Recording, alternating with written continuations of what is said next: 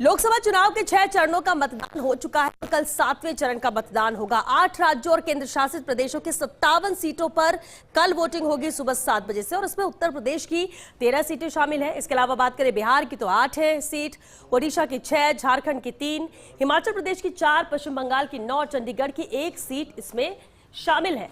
7वें चरण में वाराणसी में भी चुनाव होगा और ये वही सीट है जहां से पीएम मोदी चुनाव लड़ रहे हैं। वहीं पश्चिम बंगाल की डायमंड हार्बर सीट से अभिषेक बनर्जी तो लालू प्रसाद यादव की बेटी मीसा भारती पाटलिपुत्र सीट से चुनाव लड़ रही हैं।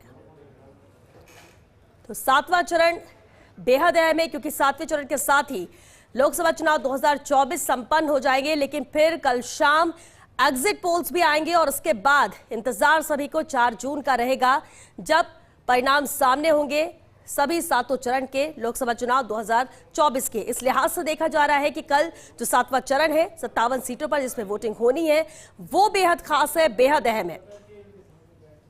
तो इस बार क्या होता है परिणाम, क्योंकि सबके अपने अपने दावे हैं, अपने अपने मुद्दे, और उसी को लेकर ही जनता के बीच में सभी गए। और ये कल का जो पड़ाव है वो आखिरी पड़ाव है चुनाव का, 7वां चरण, 57 अहम सीटें। खास बात है कि वाराणसी सीट भी इसी में शामिल है जिसमें प्रधानमंत्री नरेंद्र मोदी खुद प्रत्याशी हैं, और इसके अलावा भी कई दिग्गज हैं जो कल मैदान में हैं, जनता जिनका भविष्य तय करेगी। दिल्ली न्यूज एडिटर अदिति नागर हमारे साथ जुड़ चुके हैं। अदिति, अंतिम चरण पर चुनाव पहुंच चुका है, ये अंतिम पड़ाव है 7वां चरण। ऐसे में 57 सीटों को लेकर क्या कहता है आपका एनालिसिस?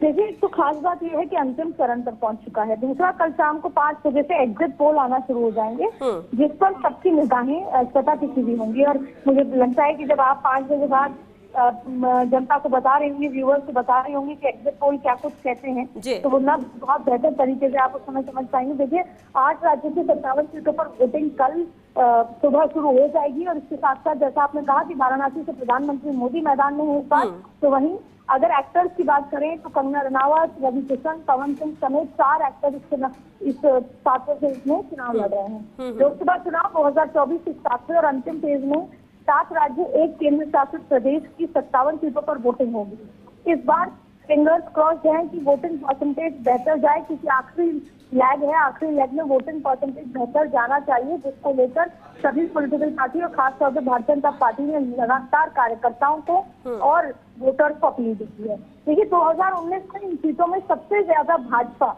यानी कि 25, 57 में से 25 सीटें 2019 में भाजपा के खाते में आई थी। टीएमसी के पास 9 आई थी, बीजेडी के पास 4 आई थी, जेडीयू और अपना दल के पास 2 आई थी। वही जेएमएम के पास केवल 1 सीट जीत में आई थी। और ऐसे में कांग्रेस को केवल पंजाब की बदौलत 8 सीटों पर जीत मिली थी। ये मैं आपको 57 सीटों का बाइफरकेशन जो 2019 में हुआ था वो बता रही हूँ। अब देखिए, इस पेज में प्रधानमंत्री नरेंद्र मोदी, 2 केंद्रीय मंत्री यानी आरके सिंह और अनुराग ठाकुर मैदान में, 4 एक्टर हैं, और इसके साथ साथ जैसा मैंने आपको एक्टर्स के नाम बताए, कंगना रनावत, इसके अलावा रवि किशन, पवन सिंह और काजल निषाद भी चुनाव लड़ रहे हैं। इनके अलावा ममता के भतीजे अभिषेक बनर्जी, अफजल अंसारी, विक्रमादित्य सिंह भी अपनी किस्मत आजमा रहे हैं। बहुत रोचक मुकाबला है कंगना वर्सेस विक्रमादित्य। अब आपको बता दें कि चुनाव आयोग के मुताबिक इलेक्शन के 7वें फेज में 904 कैंडिडेट चुनाव लड़ रहे हैं, और इनमें 809 पुरुष हैं और 95 महिला उम्मीदवार हैं। इस फेज में सबसे अमीर प्रत्याशी बठिंडा के पंजाब के उम्मीदवार हरसिमरत कौर बादल है। इसके अलावा और ये बताया जाता है कि उनके पास 198 करोड़ रुपए की संपत्ति है, लगभग 200 करोड़ की। और इसके अलावा आप देखिए कि 542 लोकसभा सीटों के लिए 6ठे फेज तक 485 सीटों पर मतदान हो चुके हैं, और 1 जून को आखिरी 57 सीटों पर वोटिंग होनी है। गुजरात के सूरत से भाजपा के उम्मीदवार रहे मुकेश दलाल निर्विरोध चुनाव जीत चुके हैं। इसकी वोटिंग 542 सीट पर बार बार कह रहे हैं, 543 सीट नहीं कह रहे हैं।